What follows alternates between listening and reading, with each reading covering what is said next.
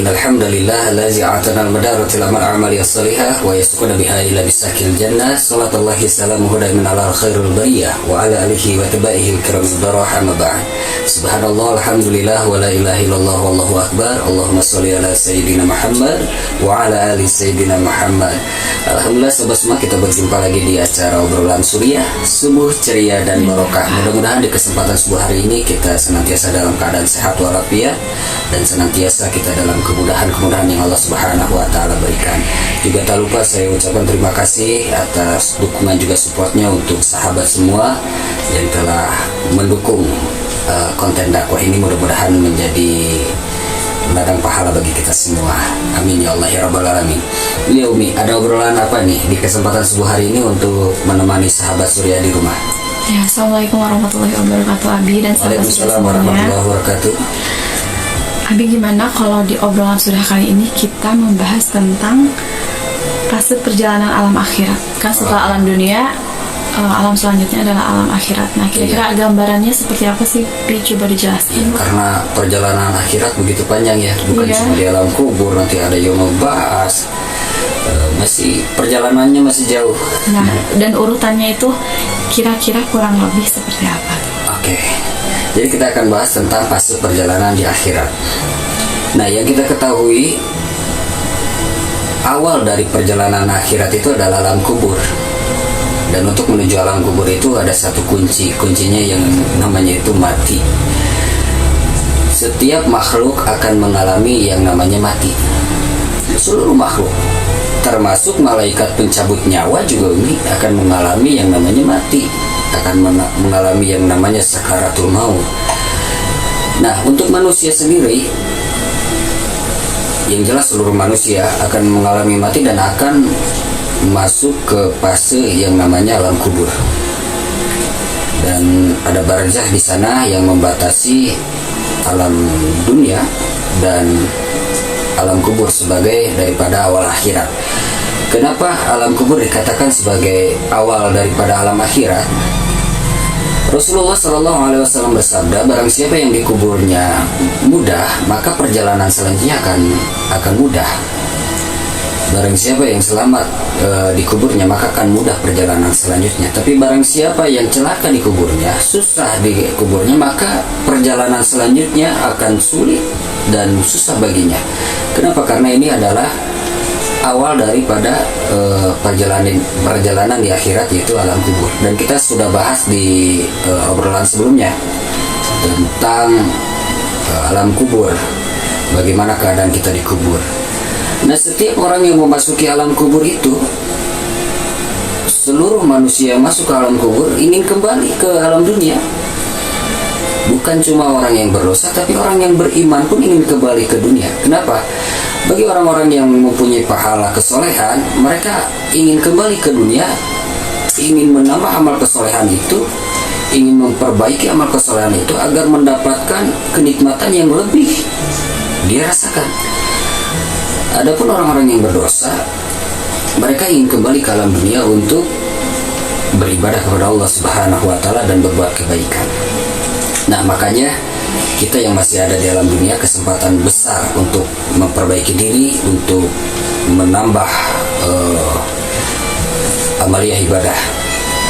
Nah, alam kubur sudah kita bahas di obrolan sebelumnya. Kita bahas setelah alam kubur. Setelah alam kubur ada yaumul ba'ats, hari di mana dibangkitkan. Seperti tercantum dalam firman Allah Subhanahu wa taala dalam Quran surah Al-Zalzalah ayat 6. Allah Subhanahu wa taala berfirman, pada hari itu manusia keluar dari kuburnya dalam keadaan bermacam-macam, supaya diperlihatkan kepada mereka balasan atas perbuatannya. Jadi nanti setiap manusia itu akan keluar dari kuburnya masing-masing, dan tahu tidak Umi, ketika keluar dari kubur, jasad yang kita pakai sekarang ini, wajah yang kita miliki sekarang ini, ketika dibangkitkan Allah Subhanahu wa taala di yaumul ba'ats, itu tidak seperti sekarang. Boleh jadi yang tampan akan lebih tampan, yang cantik akan lebih cantik, boleh jadi berpenampilan lain, boleh jadi seperti binatang, Kenapa? Karena Allah Subhanahu wa taala akan membangkitkan setiap manusia sesuai dengan perbuatannya. Sahabat Rasulullah Sallallahu Alaihi Wasallam Mu'az radhiyallahu an pernah bertanya kepada Rasulullah Sallallahu Alaihi Wasallam tentang arti dari Quran, yaitu hari ketika ditiupkan sangkakala lalu kamu datang berkelompok-kelompok. Ditanyakan kepada Rasulullah Sallallahu Alaihi Wasallam, dan Rasulullah Sallallahu Alaihi Wasallam mendengar pertanyaan Mu'az radhiyallahu an menangis terseduh-seduh. Bahkan dalam sebuah riwayat tangisannya sampai membasahi bajunya. Wahai Mu'az, sesungguhnya pertanyaanmu begitu mendalam tentang perkara ini. Sesungguhnya umatku akan dibangkitkan beberapa bagian atau beberapa kelompok. Yang pertama, umatku akan dibangkitkan dari kuburnya tanpa memiliki kaki dan tangan. Nah, ketika di alam dunia lengkap mempunyai kaki dan tangan, lalu ketika di Yaumul Ba'ats Allah bangkitkan orang itu tidak mempunyai kaki dan tangan. Lalu untuk golongan seperti apa nih orang atau manusia yang dibangkitkan tidak memiliki kaki dan tangan? Ini bagi orang-orang yang senantiasa menyakiti tetangganya melalui ucapan ataupun tingkah laku.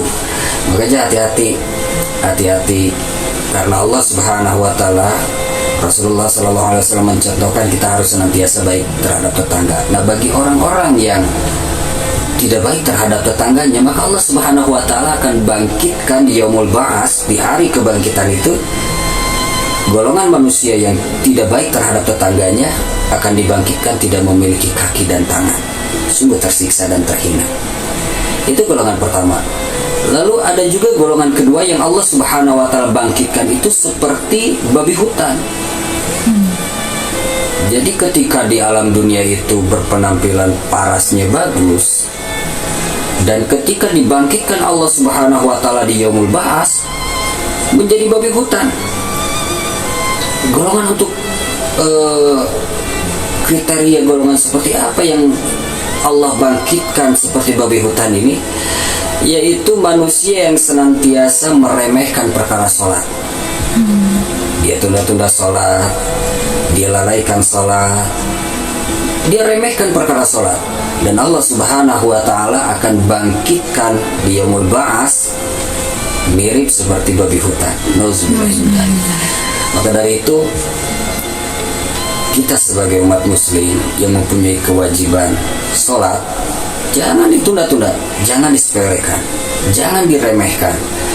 Selain daripada kita menjalankan syariat kewajiban kita sebagai makhluk, juga daripada sholat itu kita bisa melatih diri untuk mencegah perbuatan mungkar. Dan ada riwayat juga kesehatan yang pernah kita bahas sebelumnya di keutamaan sholat. Nah, bagi orang-orang yang meremehkan perkara sholat ini, nanti Allah Subhanahu wa taala akan bangkitkan jasadnya itu atau tubuhnya itu mirip seperti babi hutan. Alhamdulillah, mudah-mudahan kita dijauhkan dari kriteria golongan orang-orang yang senantiasa meremehkan perkara sholat. Nah, yang pertama tadi dibangkitkan dalam keadaan tidak mempunyai kaki dan tangan. Yang kedua seperti babi hutan. Lalu yang ketiga dibangkitkan dalam keadaan perutnya besar seperti bukit. Perutnya besar seperti bukit, dan di dalam perutnya dipenuhi ular dan kalajengking. Bahkan dalam sebuah riwayat, saking jadi tidak bisa berjalan, perutnya besar, tidak bisa berjalan, sampai malaikat itu menyeretnya untuk dia berjalan hingga perutnya hancur. Lalu Allah Subhanahu wa taala ciptakan lagi seperti semula, perutnya besar seperti bukit dan dipenuhi ular dan kalajengking. Ini golongan untuk orang-orang yang senantiasa menangguhkan zakat. Dia sudah mampu untuk mengeluarkan zakat, haul dan nisabnya sudah terpenuhi, tapi dia tunda-tunda.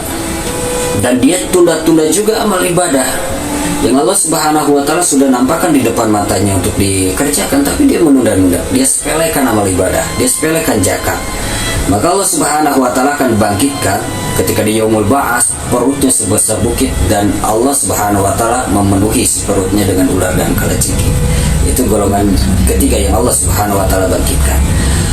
Lalu ada golongan yang keempat yang Allah Subhanahu wa taala bangkitkan di yaumul ba'ats, yaitu orang-orang yang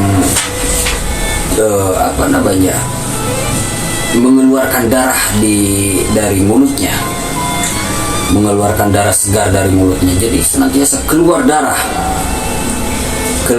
dari mulutnya dan tidak memiliki lidah. Jadi ketika dibangkitkan Allah Subhanahu wa taala di yaumul ba'ats, dari kebangkitan, ini golongan manusia ini tidak memiliki lidah dan senantiasa dari mulutnya itu keluar terus darah segar. Golongan seperti apa yang Allah bangkitkan seperti ini? Yaitu orang-orang yang senantiasa berdusta, senantiasa berbohong. Makanya hati-hati ketika kita berbicara, hindari daripada dusta dan bohong, karena Allah Subhanahu wa taala akan bangkitkan orang-orang seperti itu. Ketika dibangkitkan, Allah Subhanahu wa taala dalam keadaan tidak memiliki lidah dan mengeluarkan darah dari mulutnya. Lalu ada golongan yang kelima. Golongan yang kelima ini Allah Subhanahu wa taala bangkitkan dalam keadaan jasadnya bau busuk. Bau busuk. Itu golongan seperti apa yang Allah bangkitkan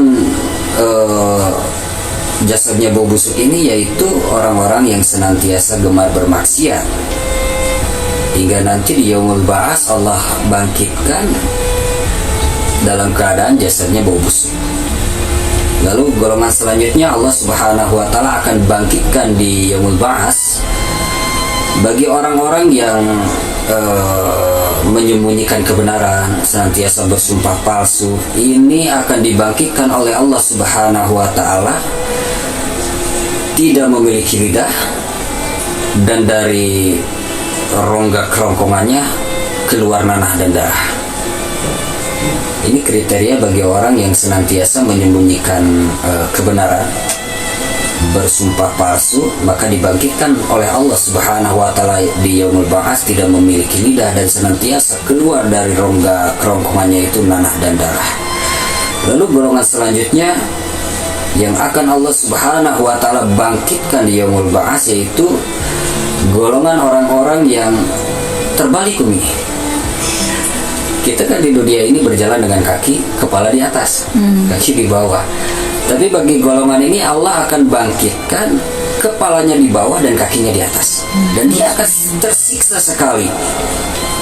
Jadi dia akan berjalan dengan wajahnya, dia akan dihinakan oleh Allah Subhanahu wa taala, dibangkitkan dengan keadaan kepala di bawah dan kaki di atas. Inilah untuk golongan orang-orang yang berzina dan tidak bertobat kepada Allah Subhanahu wa taala sampai dosa perkara zinanya itu terbawa sampai mati. Jadi sebelum sempat ditobati, hingga nanti dibangkitkan oleh Allah Subhanahu wa taala di yaumul ba'ats, keluar dari kuburnya dalam keadaan terbalik, kepalanya di bawah dan kakinya di atas, dan dia akan berjalan dengan wajahnya bentuk penghinaan Allah Subhanahu wa taala kepada dirinya. Dan ada lagi golongan selanjutnya, yaitu golongan yang dibangkitkan oleh Allah Subhanahu wa taala dengan wajah yang hitam, bola matanya biru, dan perutnya dipenuhi dengan bara api. Ini golongan untuk orang-orang yang senantiasa memakan harta anak yatim, golongan yang memakan haknya anak yatim. Maka Allah Subhanahu wa taala akan bangkitkan golongan orang-orang ini dalam keadaan wajahnya hitam, bola matanya biru, dan perutnya dipenuhi dengan bara api. Makanya hati-hati untuk yang senantiasa mengelola anak yatim. Jangan sampai pengelolanya kenyang-kenyang tapi yatimnya kelaparan. Nanti Allah Subhanahu wa taala akan bangkitkan dalam keadaan wajahnya hitam, bola matanya biru, dan perutnya dipenuhi dengan bara api. Lalu golongan selanjutnya ada yang akan dibangkitkan oleh Allah Subhanahu wa taala. Ketika dibangkitkan, dia dalam keadaan kesal dan marah, dengan bentuk fisiknya giginya seperti sapi, lalu bibirnya terjuntai sampai ke dada, dan lidahnya menjulur sampai ke paha, dan dari perutnya senantiasa mengeluarkan kotoran. Untuk golongan seperti apa yang Allah bangkitkan seperti ini hingga memiliki fisik seperti ini? Allah bangkitkan dalam keadaan giginya seperti sapi, bibirnya terjuntai sampai ke dada, lidahnya sampai ke paha, dan dari perutnya senantiasa mengeluarkan kotoran. Ini adalah orang-orang yang senantiasa bermabuk-mabukan, pecinta khamar. Nah, saya ingatkan nih untuk saudara-saudara yang masih mencintai khamar, bermabuk-mabukan, hindari, jauhi. Kenapa? Allah Subhanahu wa Ta'ala, agama kita melarang untuk bermabuk-mabukan. Kita harus senantiasa menjauhi perkara-perkara itu. Dan nanti ketika di Yaumul Ba'ats, orang yang mencintai khamar, yang senantiasa mabuk-mabukan, Allah Subhanahu wa Ta'ala akan bangkitkan dari kuburnya ketika di Yaumul Ba'ats nanti, dalam keadaan dia marah dan bentuk fisiknya giginya seperti sapi, lalu bibirnya terjuntai sampai ke dada dan lidahnya menjulur sampai ke paha, dan perutnya senantiasa mengeluarkan kotoran. Dan ini adalah bentuk balasan atas perbuatannya. Nauzubillahimindzalik. Itulah golongan orang-orang yang akan dibangkitkan sesuai perbuatannya. Dan selanjutnya ada golongan orang-orang yang dibangkitkan oleh Allah Subhanahu wa Ta'ala. Ketika dibangkitkan, wajahnya berseri dan penuh cahaya, tidak nampak sedikit pun ketegangan ataupun ketakutan. Dan sesungguhnya dia akan secepatnya menjumpai Sirat, dan dia akan berjalan secepat kilat di jembatan Sirat untuk masuk ke dalam surganya Allah Subhanahu wa Ta'ala. Dan ini adalah golongan orang-orang yang beriman, yang taat kepada Allah Subhanahu wa Ta'ala dan Rasulullah sallallahu alaihi wasallam. Mudah-mudahan kita digolongkan oleh Allah Subhanahu wa Ta'ala menjadi golongan yang terakhir ini, yang Allah Subhanahu wa Ta'ala bangkitkan dalam keadaan berseri-seri, penuh dengan cahaya, dan bersiap untuk melewati Sirat secepat kilat. Jadi pede nih ya, awas, kita mau lewat Sirat gitu. Mudah-mudahan kita digolongkan oleh Allah Subhanahu wa Ta'ala menjadi golongan yang terakhir ini. Amin. Golongan yang dibangkitkan dalam penuh kemuliaan oleh Allah Subhanahu wa Ta'ala. Tapi syaratnya tetap, karena dibangkitkan itu sesuai dengan perbuatan di alam dunia, jadi kita memohon kepada Allah Subhanahu wa Ta'ala agar kita senantiasa diistiqomahkan dalam taat kepada Allah Subhanahu wa Ta'ala dan Rasulullah sallallahu alaihi wasallam. Nah, ini perkara di Yaumul Ba'ats. Lalu ketika selesai di Yaumul Ba'ats, maka kita akan digiring oleh para malaikat, diperintahkan oleh Allah Subhanahu wa Ta'ala untuk berkumpul di Yaumul Mahsyar, padang mahsyar. Itu kalau ketika SD kan suka diceritakan tuh tentang suasana di padang mahsyar yang begitu terik, begitu panas. Dan Rasulullah sallallahu alaihi wasallam bersabda, kita akan berkumpul di mahsyar itu dalam keadaan tidak beralas kaki, dalam keadaan tidak bersunat, dan tidak berpakaian. Sampai Siti Aisyah radhiyallahu anha bertanya, ya Rasulullah, apakah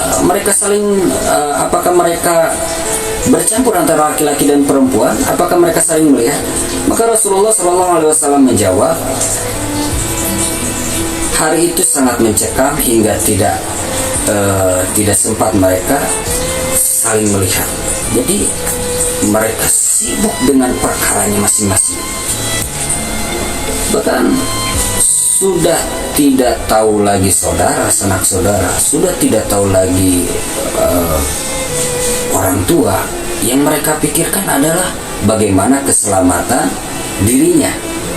Maka andaikan keluarga bisa menjadi tebusan atas keselamatan dirinya, maka orang-orang akan menjadikan setiap keluarganya tebusan agar orang-orang itu selamat dari ajabnya api neraka yang sudah dinampakkan oleh Allah Subhanahu wa Ta'ala.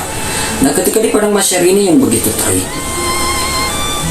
terik, bahkan Rasulullah sallallahu alaihi wasallam bersabda, ada yang tenggelam karena keringatnya sampai semata kaki, ada yang tenggelam sampai betis, ada yang tenggelam sampai pinggang, ada yang tenggelam sampai dada, bahkan ada yang sudah tenggelam sama sekali, bukan lagi sampai mata, kaki, betis, tapi sudah benar-benar tenggelam oleh keringatnya. Iya. Kenapa? Saking panasnya, saking teriknya. Dan bagi umat Rasulullah Shallallahu Alaihi Wasallam di Yaumul Mahsyar itu, di padang mahsyar, disediakan satu telaga yang namanya telaga Kausar yang langsung mengalir dari surganya Allah Subhanahu Wa Taala. Dan setiap umat Rasulullah Shallallahu Alaihi Wasallam akan diperkenankan minum. Bahkan karga jari dari alim ulama sudah disediakan cangkir-cangkir yang terbuat dari emas yang mengelilingi telaga Kausar. Dan dalam keterangannya setiap cangkir itu sudah memiliki nama pemiliknya. Dan para malaikat menjaga telaga itu hingga orang-orang yang berdatangan seperti kaum munafik, orang-orang kafir yang datang ingin meminum, maka sesegera mungkin para malaikat itu mengusirnya. Maka hanya khusus untuk umat Rasulullah Sallallahu Alaihi Wasallam yang minum di telaga Kausar. Dan ketika sekali minum di telaga Kausar, maka tidak akan terasa haus selamanya. Kita akan berkumpul di padang mahsyar. Bukan dalam sebuah keterangan, setiap manusia itu akan meminta syafaat dari para nabi yang Allah Subhanahu Wa Taala turunkan. Maka manusia itu akan mendatangi Nabi Adam alaihissalam, Nabi Nuh alaihissalam. Setiap para nabi didatangi untuk meminta syafaat. Maka mereka tidak bisa memberikan syafaat kepada manusia. Dan tahu tidak Umi, jarak antara satu nabi ke nabi yang lainnya itu 1000 tahun perjalanan. Begitu lama, 1000 tahun perjalanan untuk meminta syafaat. Dan hanya Rasulullah Sallallahu Alaihi Wasallam yang bisa memberikan syafaat. Mudah-mudahan kita termasuk umat Rasulullah Sallallahu Alaihi Wasallam dan mendapatkan syafaat dari Rasulullah Sallallahu Alaihi Wasallam di yaumul akhir nanti. Amin ya Allah ya Rabbal Alamin. Nah, ketika sudah dikumpulkan di yaumul mahsyar, maka kita akan memasuki fase selanjutnya, yaitu yaumul hisab. Apa sih yaumul hisab? Ketika setiap amalan kita diperiksa oleh Allah Subhanahu Wa Taala. Sekecil apapun kebaikan kita, sekecil apapun dosa kita, tidak luput dari pandangan Allah Subhanahu Wa Taala, dan senantiasa ada malaikat yang mencatat setiap perbuatan kita. Makanya tidak akan ada yang sia-sia. Sekecil apapun kebaikan, tetap Allah Subhanahu Wa Taala akan memberikan balasan. Dan sekecil apapun dosa, tetap Allah Subhanahu Wa Taala akan juga memberikan balasan. Nanti di yaumul hisab itu kita sudah tidak bisa lagi berdusta, sudah tidak bisa lagi beralasan. Kenapa? Menurut ini dikunci oleh Allah Subhanahu Wa Taala. Karena senantiasa berdusta, maka yang akan berbicara itu adalah anggota tubuh kita yang langsung menjadi saksi atas perbuatan kita. Jadi Allah akan bangkitkan tuh saksi-saksi atas perbuatan kita. Allah hadirkan saksi-saksi atas perbuatan kita, termasuk tubuh kita sendiri yang akan bersaksi di hadapan Allah Subhanahu Wa Taala atas apa yang kita perbuat di alam dunia. Maka kita akan dihitung di yaumul hisab. Setelah dihitung di yaumul hisab, maka kita akan masuk ke yaumul mizan. Apa yaumul mizan? Yaumul mizan itu adalah hari di mana kita menerima buku catatan amal, dan kebaikan kita ataupun apa yang kita perbuat itu akan ditimbang oleh Allah Subhanahu Wa Taala. Saqalat mawazinu, siapa yang berat timbangannya, timbangan kebaikannya, pasti dia akan beruntung dan akan mendapatkan ridha Allah Subhanahu Wa Taala. Tapi wa amma man khaffat mawazinu, tapi siapa yang timbangan kebaikannya ringan, tidak ada kebaikannya ringan di timbangannya, fa ummuhu hawiyah, maka tempat kembalinya adalah neraka hawiyah. Nauzubillah. Lalu apakah neraka hawiyah itu adalah api yang sangat panas? Itulah golongan orang-orang yang akan dimasukkan oleh Allah Subhanahu Wa Taala karena timbangan amal ibadah dan kebaikannya ringan, senantiasa melalaikan kebaikan dan amal ibadah di alam dunia, maka fa ummuhu hawiyah, tempat kembalinya adalah neraka hawiyah. Mudah-mudahan kita digolongkan oleh Allah Subhanahu wa taala ketika kita diberikan keistiqomahan kebaikan di alam dunia, keistiqomahan ibadah taat kepada Allah Subhanahu wa taala dan Rasulullah sallallahu alaihi wasallam, ketika nanti di yaumil mizan timbangan kita semua berat dalam kebaikan dan amal ibadah. Amin ya Allah ya rabbal alamin. Nah, setelah di yaumul hisab, setelah di yaumil mizan, maka kita akan melewati sirat. Apa itu sirat? Sebuah jembatan. Menurut keterangan Rasulullah Sallallahu Alaihi Wasallam bersabda, jembatan ini begitu licin hingga banyak orang yang tergelincir. Jembatan yang mempunyai sifat sangat licin, sangat lembut sekali, bagaikan rambut, selai rambut yang dibelah 7, tapi lebih tajam daripada pedang. Dan di jembatan itu juga ada besi-besi yang terbuat dari api neraka, besi-besi berduri yang terbuat dari api neraka, yang menjadi rintangan setiap orang yang melewati sirat. Bahkan di jembatan sirat ini ada beberapa kriteria yang bisa melewati jembatan sirat. Bahkan Rasulullah SAW bersabda, ketika setiap manusia melewati sirat ini, mereka tidak mampu berkata-kata. Kenapa? Sudah jembatannya itu sangat menegangkan, mencekam, dan jembatan itu dibentangkan di atas neraka jahanam. Di bawah tuh ada neraka jahanam, dan jembatannya itu juga sangat mencekam rintangannya. Maka tidak ada bisa lagi manusia bercakap-cakap ataupun berbicara. Sabda Rasulullah SAW, hanya para nabilah yang mampu berbicara, dan mereka hanya berdoa kepada Allah Subhanahu wa taala, ya Allah salim, ya Allah salim, ya Allah selamatkan, ya Allah selamatkan. Dan sesungguhnya akulah, menurut sabda Rasulullah SAW, akulah orang pertama yang akan melewati sirat. Termasuk adalah umat Rasulullah SAW, manusia pertama yang akan melewati jembatan sirat. Dalam sebuah keterangan menurut Fudail bin Iyad, panjangnya jembatan sirat itu 15.000 tahun perjalanan. Kebayang nih ya, 15.000 tahun perjalanan. 5.000 tahun mendatar, 5.000 tahun menurun, 5.000 tahun menanjak, dan penuh rintangan seperti yang tadi disebutkan. Di bawah begitu mencekam karena terdapat neraka jahanam. Tapi ada orang-orang yang melewati sirat ini secepat kilat.